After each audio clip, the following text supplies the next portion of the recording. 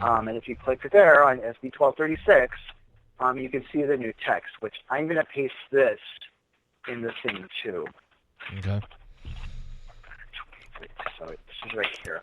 Yeah. Now, and I haven't had a chance to really analyze this, but what SB 1236 will do, if the striker passes and then the measure passes and the governor signs it, is that it will change. Okay, yeah, I have so not had a chance to analyze this that I don't know what to do. It just does something bad. The way I've had it. for the most part, anytime you see a strike in the amend bill, it's bad.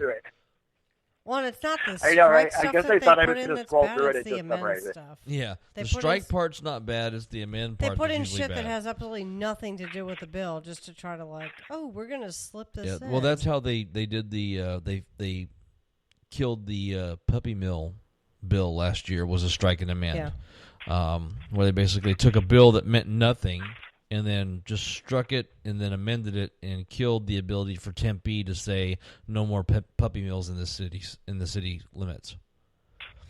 So yeah, so much for smaller government and personal liberty and all that. So much stuff. for the fucking we the people. It's we the corporations and we the I need my pockets line, so I'm going to try to fuck you all so I can get a fatter fatter wallet. bonus. Yeah. So, Mike, tell us exactly what the procedure is and where we need to go and what people could do to actually make this happen. All right. So there are a couple of things to consider. Do you have time to give, or do you have money to give, or do you have both? Because I always tell my volunteers this: the state's not going to dismantle itself. The systems of oppression that we are under are not going to dismantle themselves, and that's not going to be cheap.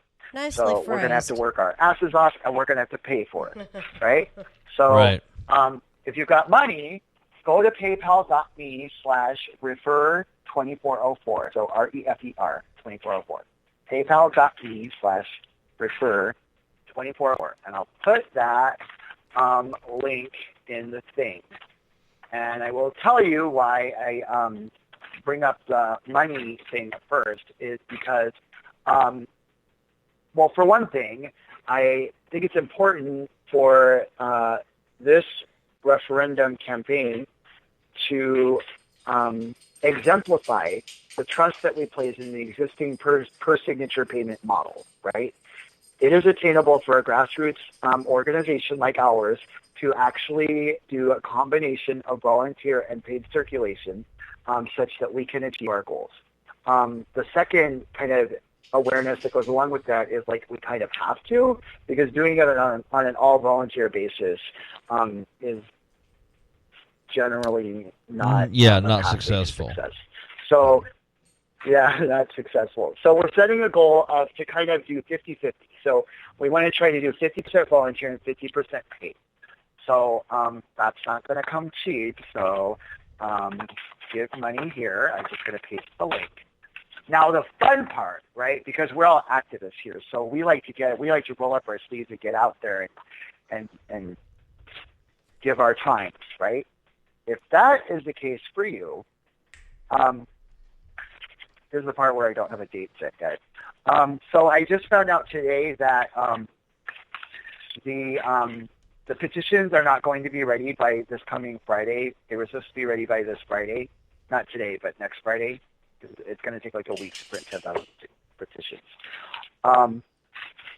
Actually, let me put it this way.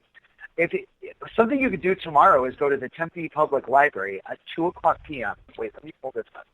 Because there is an election-related thing that I plan on going to. So there's one of our coalition partners is working on this thing, and they have an initiative to take that. I'm going to paste this event in the Facebook group.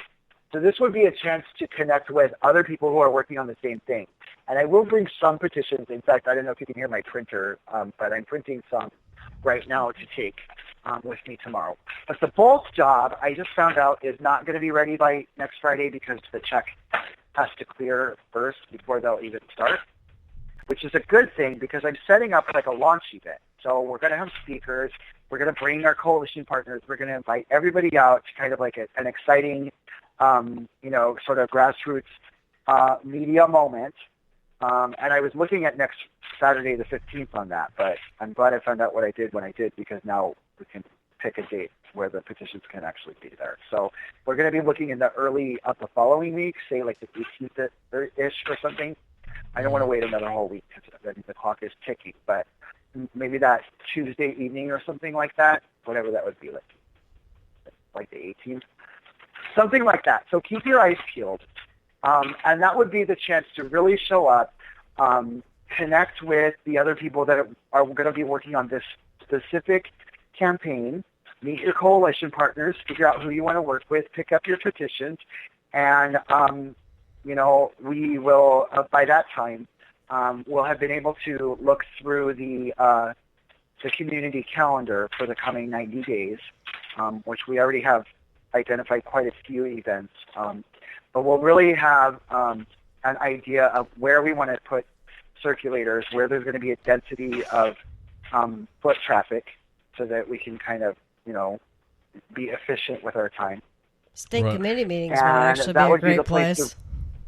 State committee meetings for Republicans, Democrats, anybody, because, your initiative basically affects everyone. So if there's a Democratic state committee meeting or Republican state committee meeting, or I don't know if Libertarians have state committee meetings, but that might be a great place, because there's a shit ton of people that are going to caucuses, doing all kinds of stuff. So it's kind of like, instead of me having to knock on doors and try to reach out to you, there's a bunch of people that are kind of already there. So I don't know if any of those are within the window that you need these signatures done by, but to me, that would be a great resource if you could actually draw upon.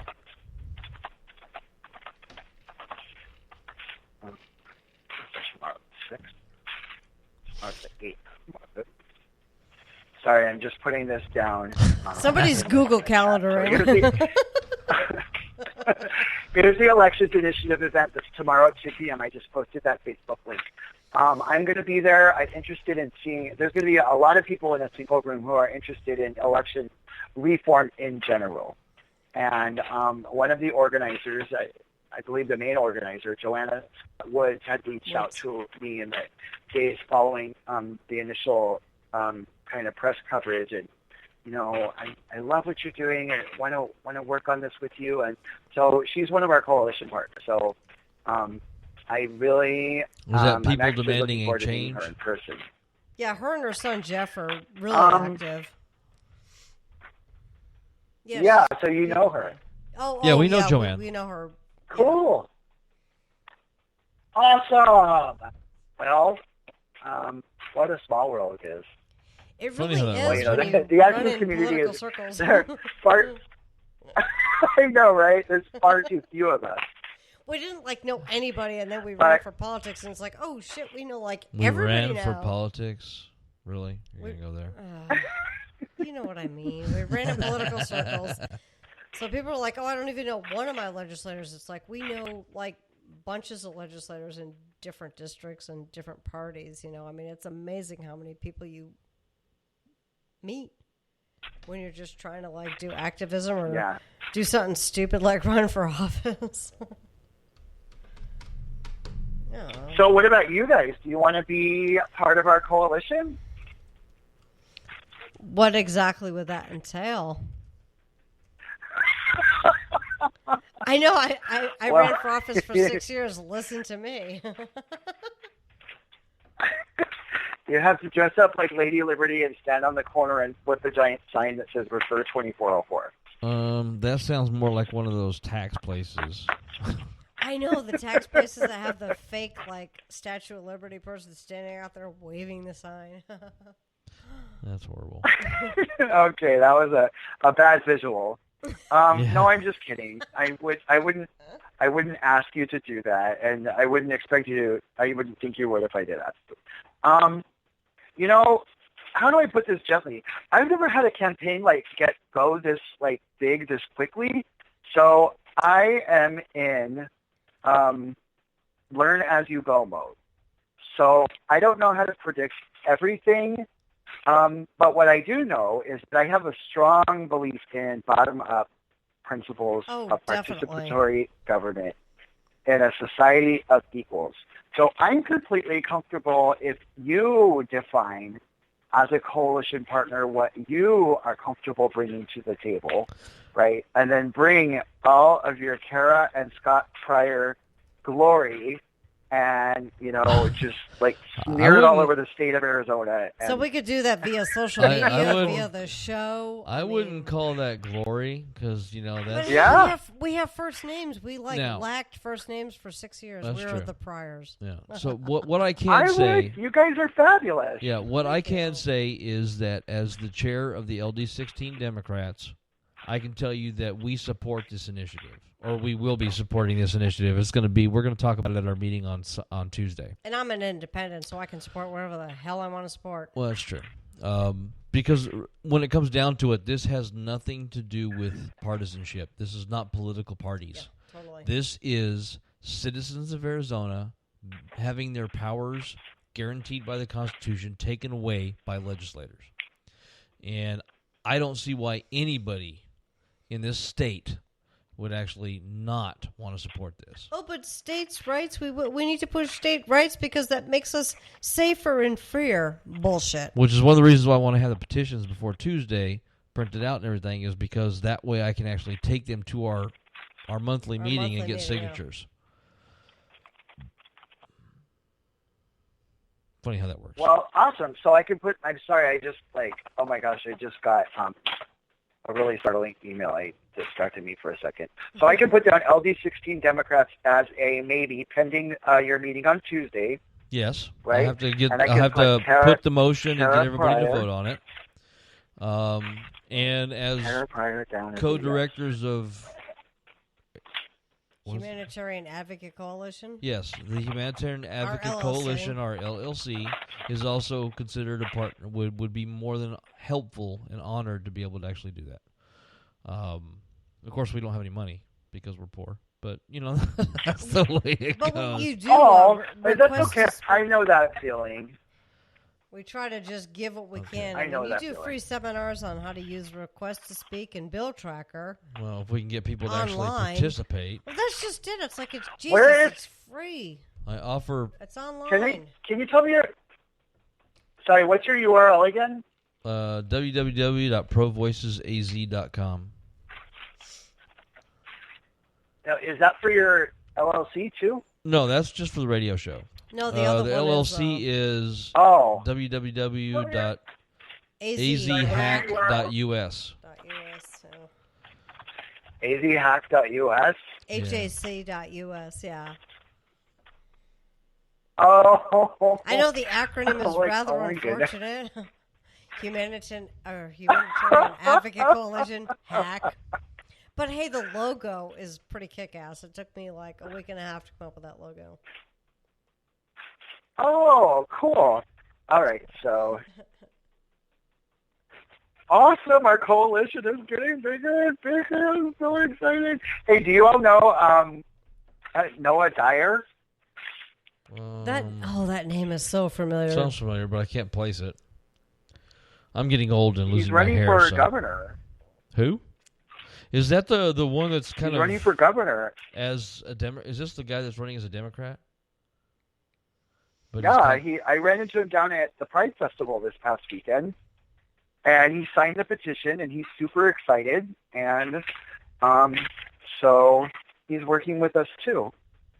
And let's see, Joanne is working with a number of groups, and there's another group that has like over 8,000 people in it, but due to their tax status, they circulate a number of petitions, right? So they can't be named as, quote, a coalition partner per se or anything like that. So I'm not going to name names. But, I mean, there's real momentum behind the fact that, like, a lot of people have come forward in a very short period of time and are really, really serious about getting this thing on the ballot. So I just, yay, Humanitarian Advocate Coalition is now on board, too. It's really cool. Yeah, Angel's actually one of our board members. We haven't Yeah? had a lot of time to actually put into it. We were